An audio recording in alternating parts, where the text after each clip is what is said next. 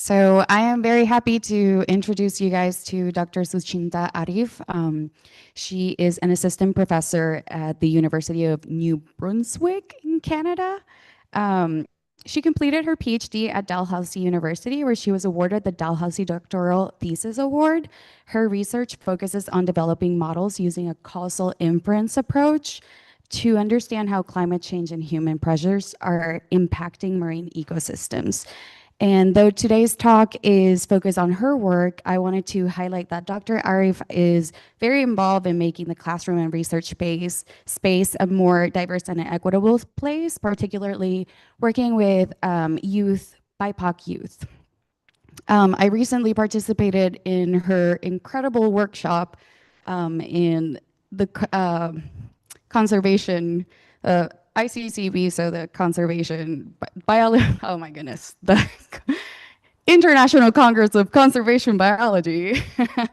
And honestly, from there, I was like, "Ooh, I really have to invite her to U of O." So, um, without further ado, I leave her to it.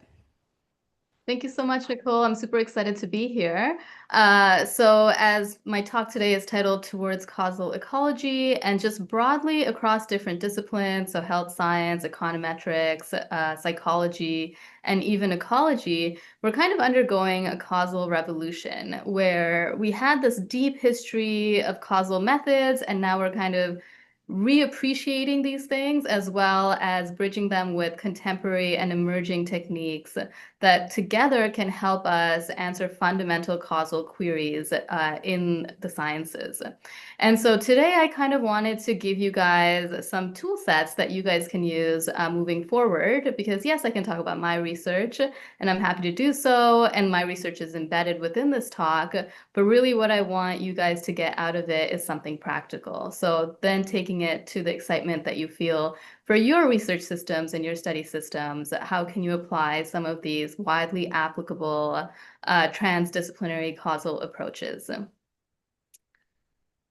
So kind of diving in to the paradox that we sometimes find ourselves in, many of our research questions are inherently causal, right? So as an ecologist, we might be interested in the impact that climate change or pollution or like multiple anthropogenic stressors are having on a population, an ecosystem, or even in human nature relationships, right? So anytime you ask these kinds of questions, you're asking a causal question.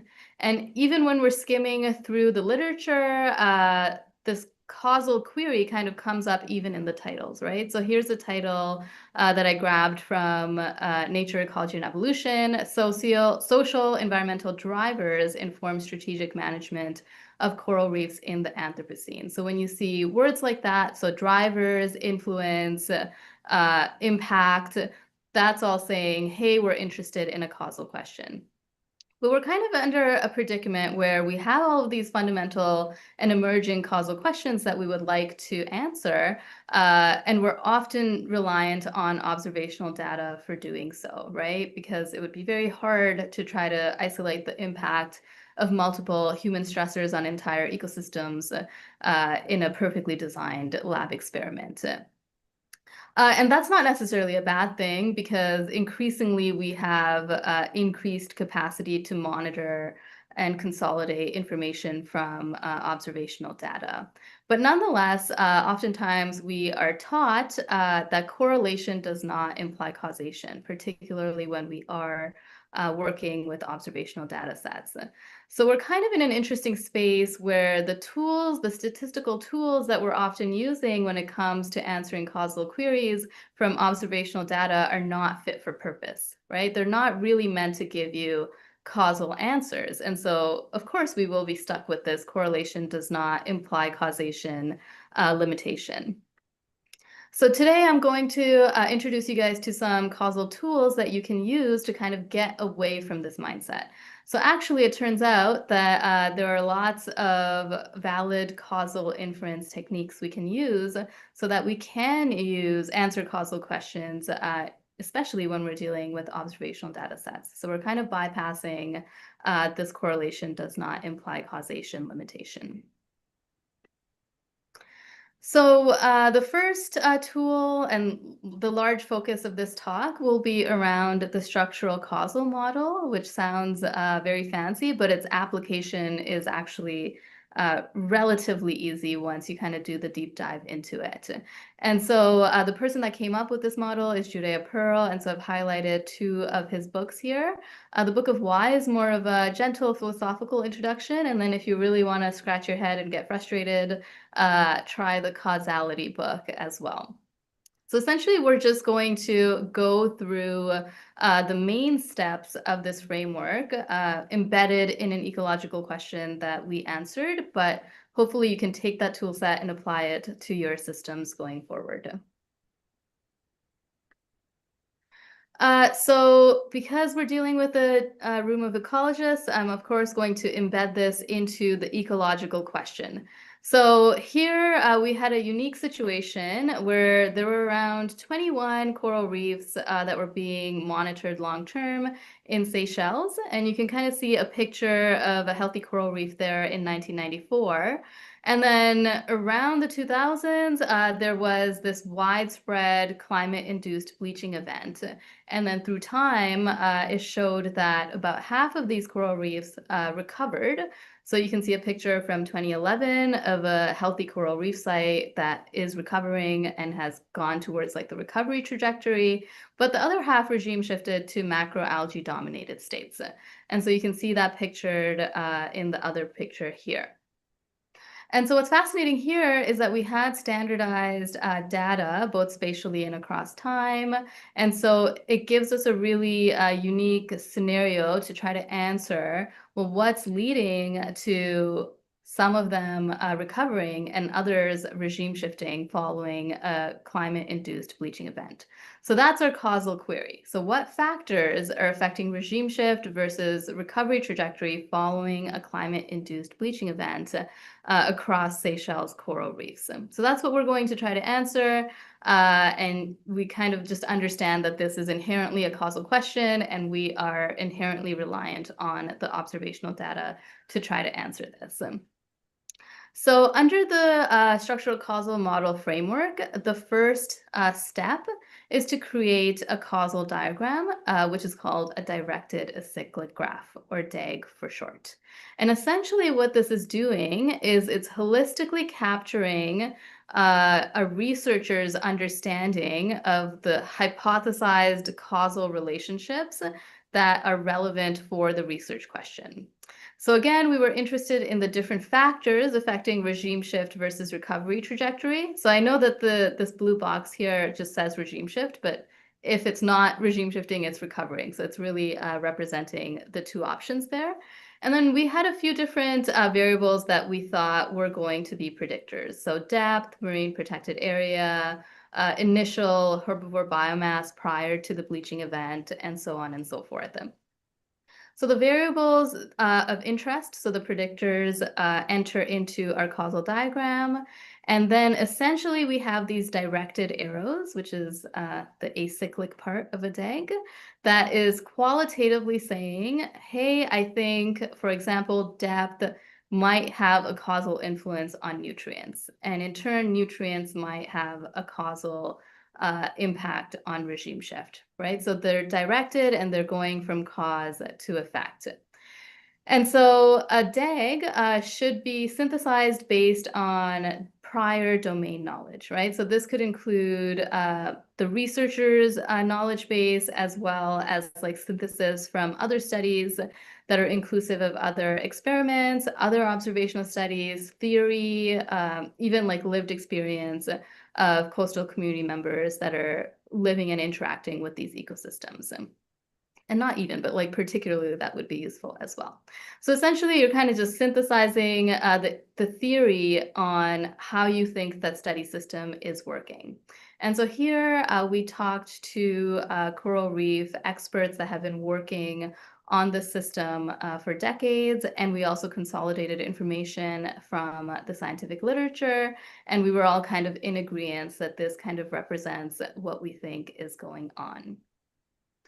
And so what's interesting about, and quite powerful about this, is that you're not really limited in what you're saying about these directed arrows. So yes, we're saying that depth can affect nutrients, but we're not saying if it's a linear effect, if it's a non-linear effect, if there's an interaction term, for example. We're just saying we think depth might have an influence on nutrients. So we're not saying anything about the functional form or the strength, right? So we're not saying that it's a strong effect, a strong positive, a weak negative. And after our analysis, it might turn out that depth doesn't actually have an effect on regime shift trajectory, even though we've hypothesized initially that there might be. So that's important. So just because we put an arrow in doesn't necessarily mean that we are asserting that it exists. We're kind of just hypothesizing that it might. So when you're putting in these arrows, you would generally want to put in the ones that you have enough proof or support that there might be a causal link, but you don't have to necessarily specify it much more than that. You also have to include common cause variables. So yes, we've included the predictors that we're interested in, but to make a DAG complete, you then have to kind of step back and ask yourself, are there any variables that are affecting two or more variables already in the DAG? And so if there are, you would kind of add that in. So imagine that there is a variable Z that is affecting nutrients, branching coral, and depth.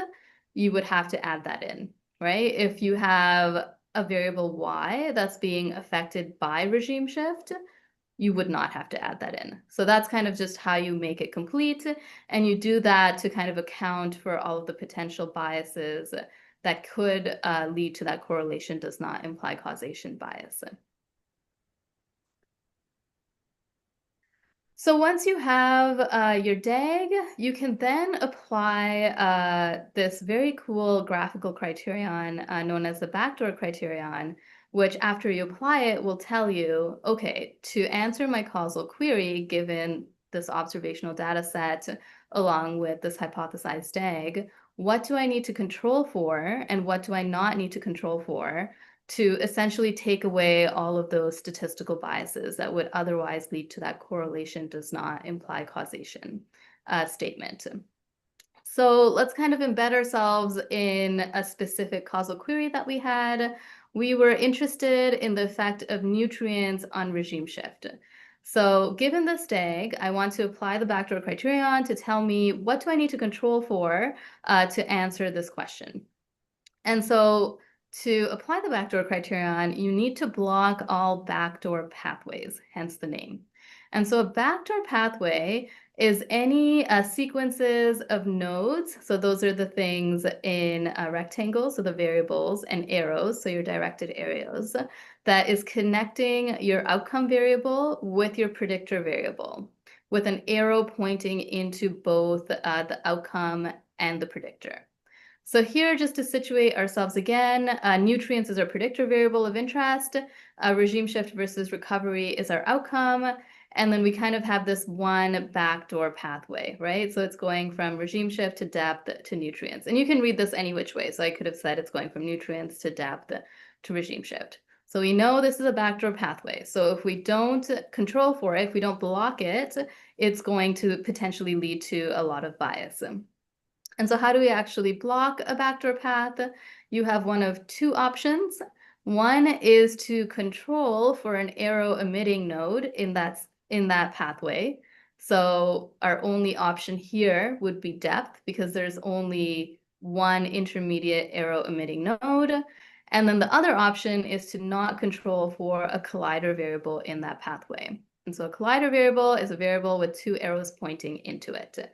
So imagine that instead of depth pointing out, you have regime shift going to depth and nutrients going to depth. In that case, we would not need to control for depth. But here we just don't have that option. There are no collider variables in that pathway. So to block this backdoor path, it's telling us that we need to control for depth. If that did not register yet, that's okay. We're going to try out an actual example where you guys will answer it for me in a second. So here, in this very simplified case, we know that our predictor variable is nutrients, our response variable is going to be regime shift versus recovery, And based on this DAG and the application of the backdoor criterion, we know that the control variable is going to be depth. And so we're going to get into how to actually control for a variable and how to build our statistical models a little bit after. But just to kind of introduce it, there are several ways to control for a variable. So if you think about randomized control trials, they're essentially trying to control for all of these confounders that might exist, right? Because the experimenter is setting the treatment at specific levels. So it's kind of taking away the impact of other things leading to confounding bias. When it comes to observational data, there's also a few different options for controlling for things. A popular technique that ecologists use is to add it as a covariate in your model. So if you have a linear model, you would have your predictor variable still be nutrients, but then you would add depth as a covariate. So it would be like another predictor variable, but you are using that as a control because then the coefficient associated with nutrients is saying, here's how nutrients is related to regime shift while controlling for depth.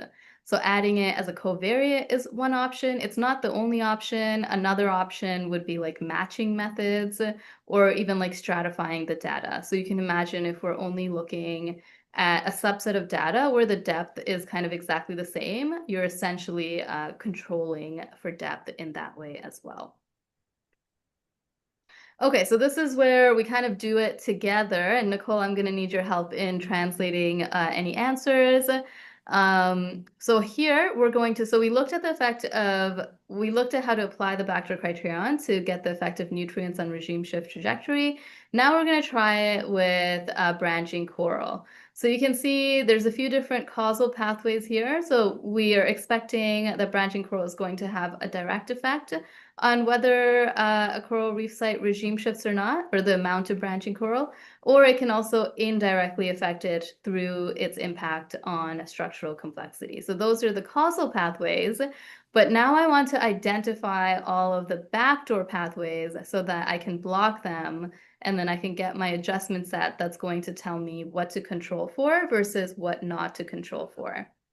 So can someone, a brave audience member, give me a backdoor pathway? So again, this would now be connecting, it's a sequence of arrows and nodes. It doesn't matter which direction the arrows are pointing to, as long as the arrows are pointing both into our outcome, regime shift, or our predictor, which is now branching coral.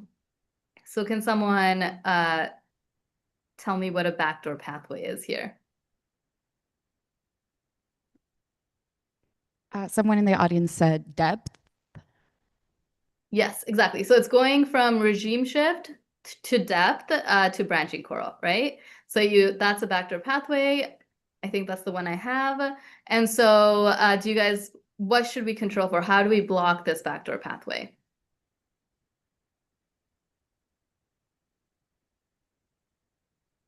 So our options are to either control for an intermediate arrow emitting node or to not control for a collider variable. And so in this case, our only option is to control for depth. Does anyone want to try to find a second backdoor pathway? Yeah. Wave exposure.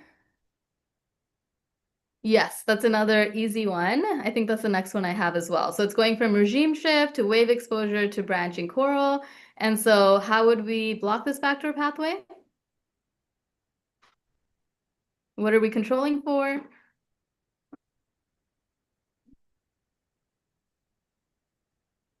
We control for wave exposure. Exactly, wave exposure, right? So far, we've identified two backdoor pathways, and it's told us that to block all of them, because we do have to block all of the backdoor pathways, we need to control for depth and wave exposure. So here's another one. This one's going from regime shift to initial macroalgae to wave exposure to branching coral. Here we have options, right? So we can either control for initial macroalgae or wave exposure. And we kind of want to be as redundant as possible. So because we're already having to control for wave exposure to block that last backdoor pathway, this is already kind of accounted for. So we don't need to be controlling for anything else. And then here's another one. Here's another backdoor pathway, this time going from regime shift to herbivore biomass to MPA to branching coral. Again, we have two different options here. We could either control for MPA or herbivore biomass. So now we have two different sets of options, right? So to block all of these backdoor pathways so far, we can either control for depth, wave exposure, or herbivore biomass, or depth, wave exposure, and MPA. And anytime you have different options of adjustment sets, I would recommend going with the one that would have the least amount of measurement error. So in this case, we kind of knew if it was an MPA or not, whereas like I'm not confident that the quantity we had for initial herbivore biomass was the exact like representation of what was going on across those reefs. So I would pick the MPA one.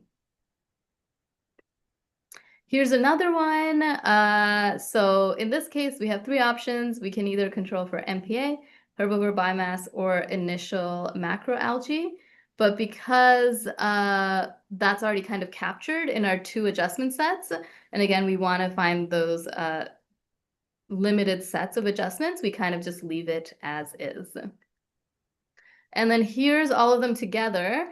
And actually, it's fun to do, and I recommend that you do apply the backdoor criterion to your systems by hand, but don't actually do it in practice just because the level of human error that's possible is really sky high. So just as an example, I gave this as an exam question to my students for a midterm, and no one got the answer. And in hindsight, I gave them a really complicated question where there was like 10 like backdoor pathways. So like there's gonna be something you miss. So you can just do it online. If you go to daggity.net, it's a really user-friendly way to kind of just draw out the DAG, and then you kind of just set your predictor and your outcome, and it will tell you automatically what those backdoor adjustment sets are. And sometimes you don't have backdoor adjustment sets, right? So if we were interested in the effect of depth on regime shift, can anyone find any backdoor pathways there? So the answer should be no, because you don't really have anything pointing into depth, right? And so here, if we're assuming that this DAG is correct, you would just run a model with depth as the predictor and regime shift trajectory as the response. You don't actually need to control for anything else. And sometimes it is just as simple as that. Okay, so we've built our DAG. We're pretty confident in it. We've applied the backdoor criterion for each of our questions of interest. So I know we just went through depth and nutrients, but we were also interested in the effect of MPA, initial herbivore biomass, and so on. So we applied the backdoor criterion for each one of those models, and we're going to run a separate model for each one of those questions with the adjustment set that is specific for each one of those questions. So the next step is to actually figure out what that statistical model should be. And so here's where DAGs become very useful, because they're non-parametric, which essentially means they haven't made any assumptions, again, about like the functional forms or even like the strengths of those relationships. So you are actually very free to pick a statistical model that best suits your data and your question. So for example, if we thought that everything was linear, you would do a linear model. If you thought that some things were linear, some things were nonlinear, and some things had interaction, and you were like pretty confident about which ones had which, you could specify a GAM, for example, right? In this case, we went with a Bayesian logistic regression because our outcome is like binary. It's either regime shifting or recovering, so logistic regression made sense. So we applied a separate causal model for each one of these predictor variables of interest. And then these are kind of the standardized effect sizes we got. So because we coded regime shift as 1 in our logistic regression, anything on the positive side of this is saying that technically, like the more you have of these states, the more likely it is to regime shift. And then anything on the negative side is saying the more you have of those, the more likely it is to recover. So I'll just highlight a few findings. So we found that depth and structural complexity, if you are in deeper reefs or you have more initial structural complexity, you're more likely to recover. And this intuitively makes sense because reef sites at deeper reefs tend to be buffered against different stressors such as pollution and fishing pressure. And structural complexity provides habitat for like various different herbivorous fish that can then eat away at the macroalgae. Interestingly, we also found that initial macroalgae, so before the climatic event, there were like small amounts of macroalgae across the reefs, some with relatively more than others. And that like difference actually had a pretty big impact. So those sites with relatively more macroalgae prior to the climate induced bleaching event were more likely to regime shift, likely because there was just more starting macroalgae that were then able to take off with these new conditions. And the other interesting fact about that is that that wasn't even on our radar, and it only kind of came up through the DAG creation process.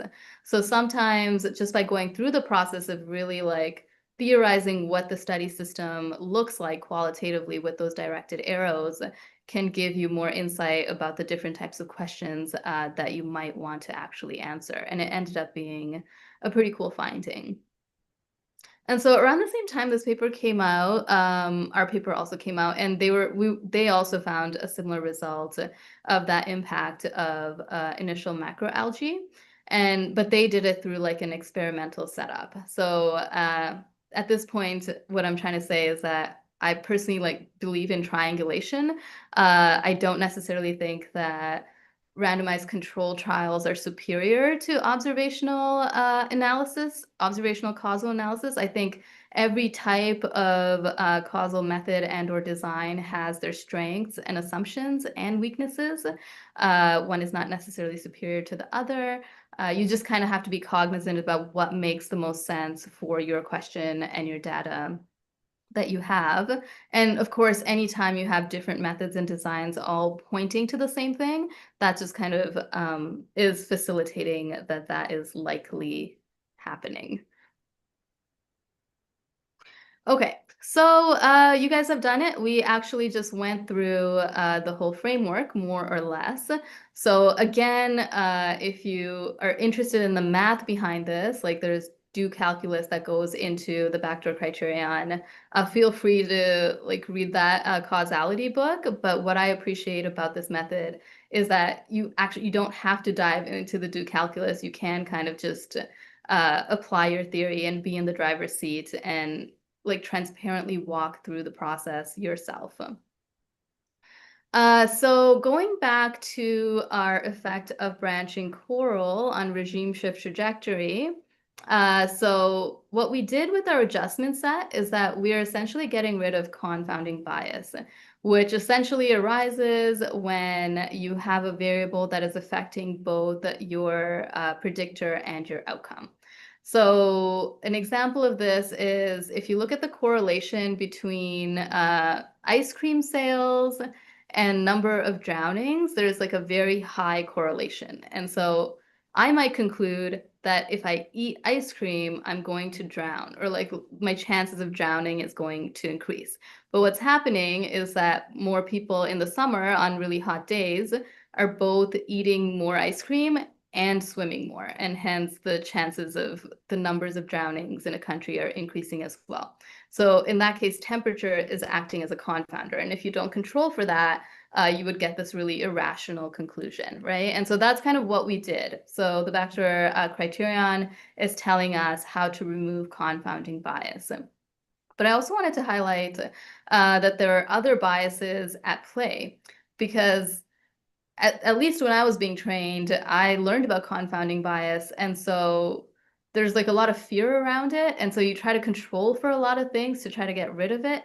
But unless you're like being very careful, you can actually over control for things. If you control for the wrong variables, that can also lead to biases as well. So one example of this is over-control bias, which can occur if you control for an intermediate causal variable. So going back to our question on the effect of branching coral on regime shift, if I controlled for structural complexity in that model, so if I included structural complexity as a covariate, for example, it would actually take away this indirect effect. So I would be biasing my results by kind of blocking this pathway, which I don't want to do, right? It's possible I do want to do that. If I wanted to look at the direct effect of branching coral on regime shift, that could make sense. But generally, people are looking for total effects, right? So you want to be very cognizant of over-control bias. And then you can also have collider bias, which occurs when there's a variable that is being affected by both your predictor and your outcome. So in this case, we also had data on juvenile coral density. And so juvenile coral density is being affected by branching coral through structural complexity, as well as like the trajectory of if it's like regime shifting or recovering, right? Because through time, you would have more juvenile coral density post climate bleaching event if it is recovering. And so that would also lead to that correlation does not imply causation. And so in the past, a lot of us have been taught to kind of have these causal salad models where we're putting all of our predictors that we're interested in under one model, and we're not really systematically going through what the control variable should be or what it shouldn't be if there's like over control bias that's happening or other types of biases, right? And so if you end up putting all of these variables into one model, it's going to lead to, given that this DEG is correct, it's going to lead to a lot of different biases, right? So one that I can see here, well, actually, maybe I'll open this up to you guys. So let's say that I put this all in one logistic regression, where again, my response is regime shift versus recovery trajectory. And then I just ended up putting all of these predictors as covariates. What kind of biases are we going to see?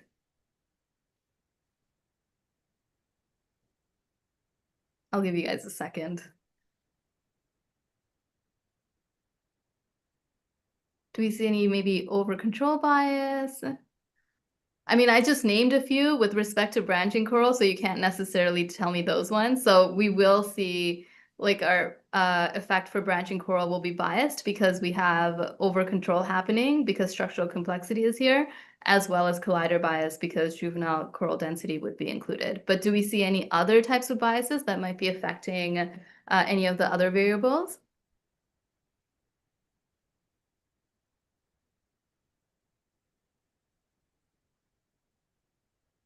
Does anyone see any over control bias happening? For Someone suggests nutrient and depth. Yes. So if you're interested in the effect of depth, like the total effect, by including nutrients, you're kind of removing this causal pathway from depth to nutrients to regime shift. And what's interesting, though, is that when you're looking at the effect of nutrients on regime shift, depth is a confounder. So you actually do have to have nutrients and depth in the same model for nutrients, but you should not have nutrients and depth for the effect of depth. And that's why we kind of create like a separate causal model. It kind of just allows you flexibility to figure out what the control variables are, and then you interpret the coefficient associated with your predictor variable of interest. It also allows you more flexibility in the statistical model as well, right? So you might do like a linear model for one, like a GAM for another one, or like causal machine learning for another one. So lots of options. And so here's where I played around with the data a little bit. So sticking with the effect of branching coral on regime shift trajectory, here is our effect size at the top for our causal model. And then I did, here are the results for when I had confounding bias. So I think I took out one of the confounders from the adjustment set from the backdoor criterion. I did one with over control bias, so I included structural complexity. I did one with collider bias, so I included that post climate induced bleaching event, juvenile coral density. And then I did the causal salad model where I kind of put everything under one model. And the important takeaway is that like the relationships are shifting, right? So the model choices that you make will kind of impact the results that you get out of it. So I'm not necessarily advocating that I have the perfect DAG. Like you're allowed to disagree with my DAG, and that's part of one of the benefits of this approach is that you're being very transparent about your process. But I am advocating that given all of the modeling choices that we make along the way, we should be kind of intentional about it to the best of our resources and knowledge. And what's also interesting is when I ran AIC, which is often employed to select like the best model, it told me to use the causal salad model. But AIC picks the best model based on predictive accuracy, right? So what is the best and simplest model that will get me like the highest predictive, like in sample predictive accuracy? So which model feeds the most information on whether something regime shifts or recovers? That's fine if that's what you're trying to do. If I'm trying to predict it, then I would use AIC to select the best model. But if I'm trying to interpret the coefficients for a causal understanding, that's not really what that tool is meant for. But oftentimes AIC is being used for those two things. And so here's a model specifically, here's a paper specifically dedicated to that, which essentially is saying that predictive models aren't for causal inference because the two have been conflated. And in some cases they can be, but a lot of the times you just have to be very cognizant about whether the tools that you're using is actually fit for purpose. Okay, so that was my rant on the structural causal model. I do think it's super useful, and I think that it is widely applicable. But I didn't want to just introduce you guys to that. I wanted to throw in a few more. I certainly won't have time to go in depth into each of these, but I just kind of wanted to highlight that there are lots and lots of different tools that you can add to your causal toolkit. And essentially that would be the aim because it would empower you to be on the driver's seat and answer those causal queries when you have them. So one of the tools is instrumental variables. And instrumental variables becomes very useful if you have bidirectionality between your predictor and your outcome and or an unmeasured confounder that you just can't, you don't have it measured, so you can't really control for it. So here is an example. So imagine that we're interested in the effect of deforestation on malaria, and we're also interested in the effect of malaria on deforestation rates. But one is kind of affecting the other. So the level of deforestation rate it affects malaria, like the prevalence of malaria and vice versa. And so what we can do in this scenario is we can find an instrument. So to look at the effect of deforestation on malaria, we can have an instrument like commodity prices that is incentivizing deforestation rates, for example.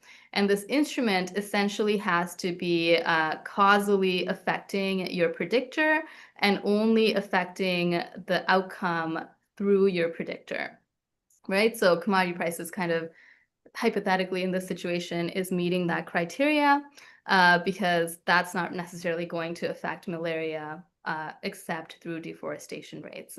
And then similarly, if we're interested in the effect of malaria rates on deforestation, we could use temperature, right? So temperature could be affecting the prevalence of malaria, but it wouldn't necessarily in this system be affecting deforestation rates. And so here is some results from an illustration from this paper that's in revision by Sam Walmsley at Dalhousie University, where he created a simulated data set where he knew what the true effect size is. And so you can see that the true effect size is the ones with the dash in it. And then he did a naive regression as well as like a IV approach. And you can see that the IV approach is much closer to the true estimate because it's not being biased by that bidirectionality issue. So just to say, instrumental variables has been used across other fields, and there's very creative instruments that people have thought of. And it has been used like a handful of times in ecological studies, but I'm very interested to see it kind of take off in ecology, just because I'm excited to see what like cool, interesting instruments that people can come up with, because they get kind of fascinating across other fields. So another approach I will highlight is causal forests. So causal forests get at heterogeneous effects. So far we've been looking at average treatment effects, right? So what is like the average like effect of this predictor on this outcome? But a lot of the times in ecology, those effects might vary across conditions, right? And that's kind of what we mean by heterogeneous effects. And so causal forest is a type of causal machine learning approach that you can apply, which essentially what it does is it works with the predictor and treatment, assuming that like the confounders are accounted for, and then you also feed it other covariates that are representing the conditions under which you think the average treatment effect might be affected.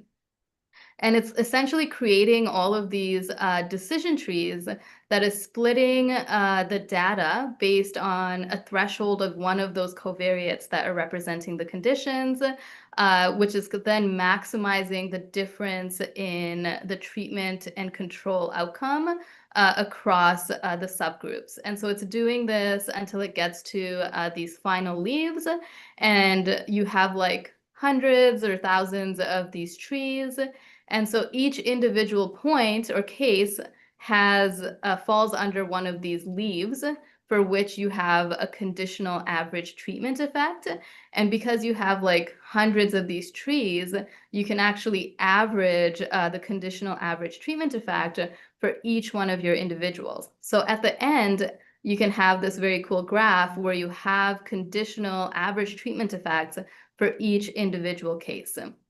So here's just one example. Here we were looking at the effect of depth on this kelp species, Laminera digitata, on the coast of Atlantic Canada. And the conditions that we put into it were latitude, longitude, as well as the abundance of invasive bryozoan.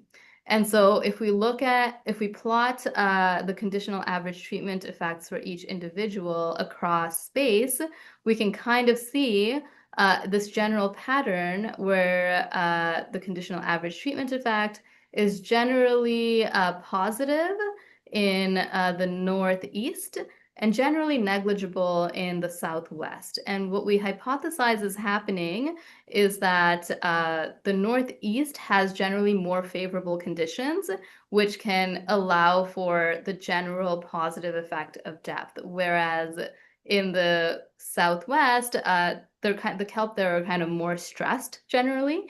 So here, the relative positive effect of depth might just be overturned by all of these more important stressors.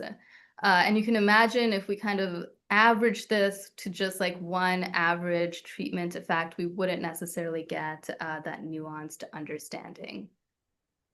So those were just like two little points of additional tools that you can apply, but that's just three that we were able to cover in the 45 minutes that we had, right? So we went through structural causal model, instrumental variables, and causal forests, but there are lots and lots of both quantitative and qualitative causal approaches that you can use that have been like developed across different fields, and it's also like emerging as time goes on. So a very exciting time to try to be adding these toolkits to your resources.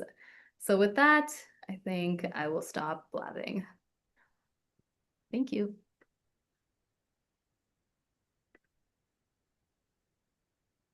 If anybody has any questions, I can just repeat them back. Rebecca.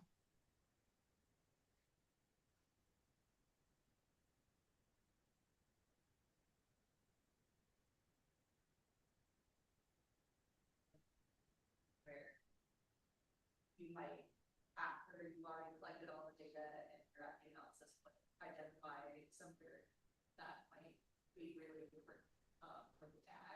And I'm wondering if there's any particular things like incorporate stuff or any actual missing data that you find out later. So Rebecca is saying usually this is meant for a study design phase. What happens if post study design you already collected your data and you find out that there's something that's missing and that you need, what do you do with that missing data? Yeah, that's actually a great question. So it should be during the study design phase, right? Because then you know how to maximize your resources. So if you only need like a few confounders, there's no reason to be collecting all of these other variables if it's not necessary for your question.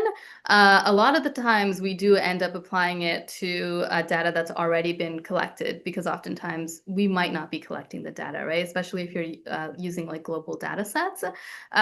So there's a few different things you can do. There's lots of different causal techniques that can help you get around unmeasured confounding, right? So that instrumental variables was one, right? So that is one. You could also do sensitivity analysis, right? So if you have one unmeasured confounder and you think the effect of that might be negligible, you can try out a scenario under that. Versus if you think that it would be kind of strong, you can try out like a simulation under that. So there's lots of different options, and hopefully one of them will be ideal given your data availability and your structure and your question. But at the end of the day, even if they're not, and even if they are, I would just say be transparent, right? And it's just much better to still show the DAG, show that this was a confounder, show that you couldn't measure it, maybe show that you tried some other approaches that can either account for it or do a sensitivity analysis around it, and then just embed that within like your conclusions, right? So that the next person, if they really thought that confounder was important, that they would go out and kind of do it when they're designing their study. Yeah.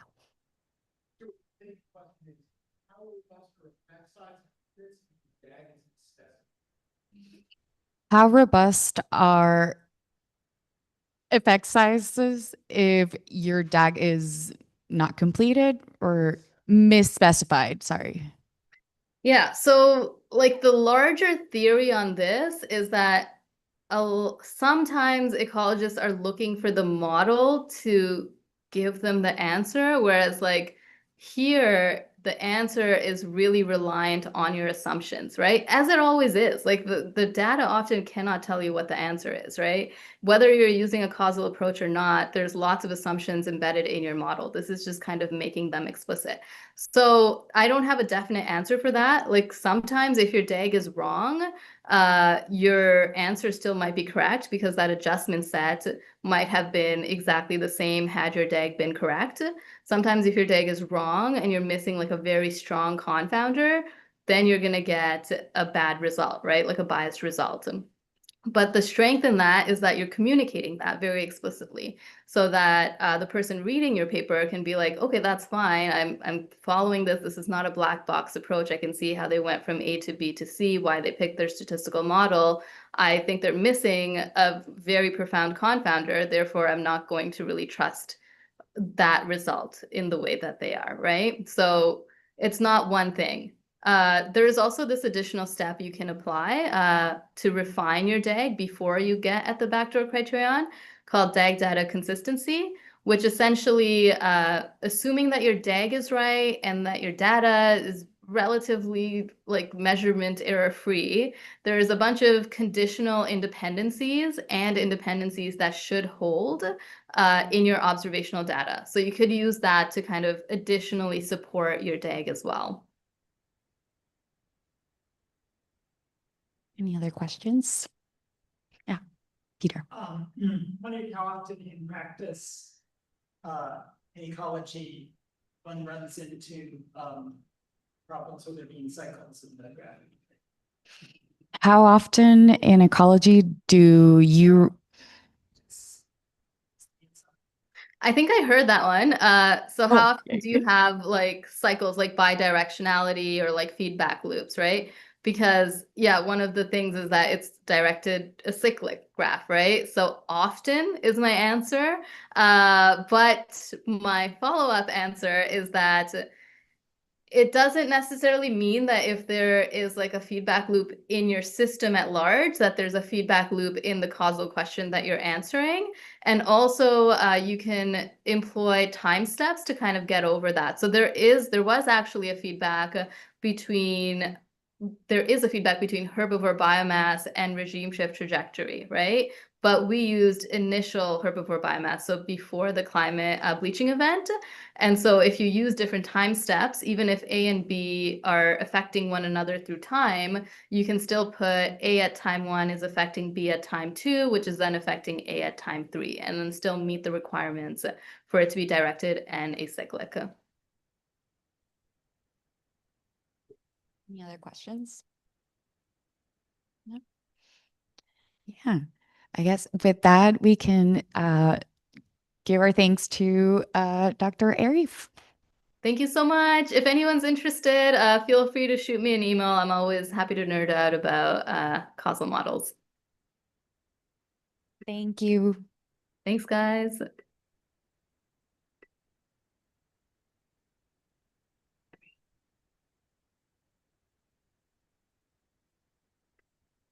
Okay, see you.